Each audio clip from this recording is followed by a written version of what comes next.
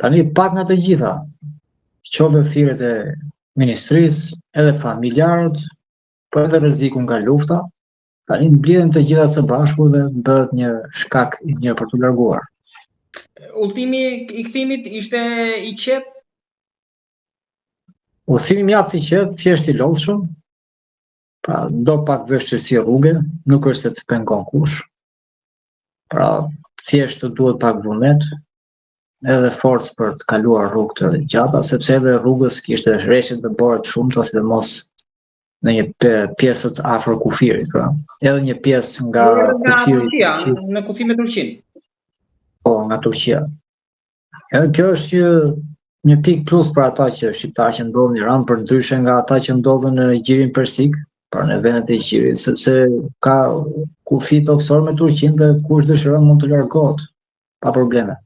Kishte të tjerë shqiptarë që u kthyen me ju apo ishit vetëm? Me mua ka pasur të tjerë, besoj që janë kthyer më parë, nuk jam shumë në dieni se ka lufta dhe s'kishim shumë kohë të kontaktonin me njëri tjetrin.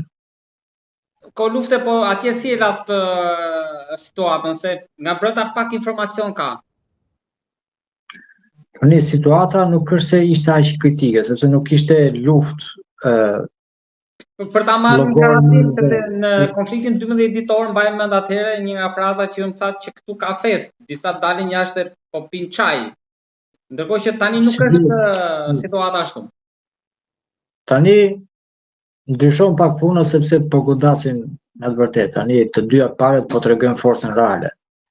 Në fazën e parë ishin në fazë testimi, po testonin njëra tjetrën, tani po tregojnë fazën reale, kështu që pasoja të rënda ka nga dy krahat. Tani jo gjithçka tregohet për shkak të luftës, por pas luftës do merret vesh se si kanë ndodhur ngjarjet më saktësisht. Por që jeta vazhdon si zakonisht. Pra, jo të gjithë janë në pushime siç janë shkollat. Pra, institucionet shtetërore ka shkurtesa, ka disa institucione janë pushim, por bankat vazhdojnë funksionojnë. Biznesi privat vazhdon funksionon. Pra, jeta vazhdon normalisht, sepse do ushqehen dhe njerëzit, nuk mund të lënë punën përgjithësisht. Plus pastaj nuk është as luftë toksore që njerëzit të angazhohen të gjithë bashku për të luftuar kundër pushtuesit, le të themi. Prandaj gjendja është e tillë që janë në tension për shkak të luftës. Disa janë të merakosur për të ardhmen e tyre. Ka shumë që dalin në parada pro qeverisë, pra çdo mbrëmje mblidheshin me miliona njerëz. Por edhe kundër. Jo, mbledhje kundër nuk ka pasur, pra e fundit ishte ajo që ndodhi kur ishte para disa muajsh, se s'mbaj mend fiksa kur ndodhi. Pra tani paradat janë pro-qeveritare, pra në mbështetje të shtetit të tyre kundër agresorëve.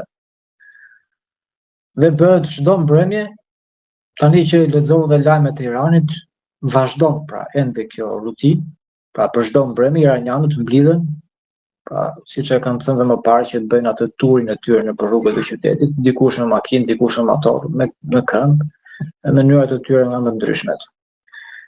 Kanë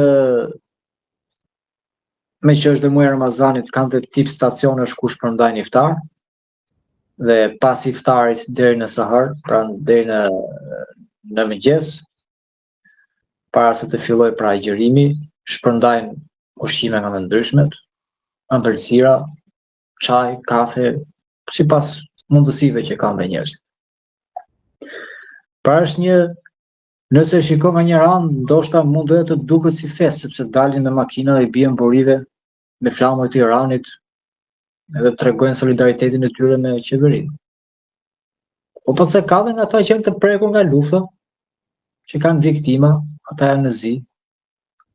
Pra ka në varësi të prekjes, por gjithashtu ka dhe njerëz që janë kundër regjimit.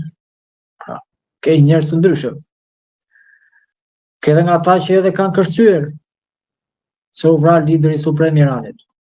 Pra ka lloj njerëzish. Por ajo që bie më shumë në sy, pra janë ata që marshojnë pro qeverisë. Por që shihet në çdo qytetin e Iran.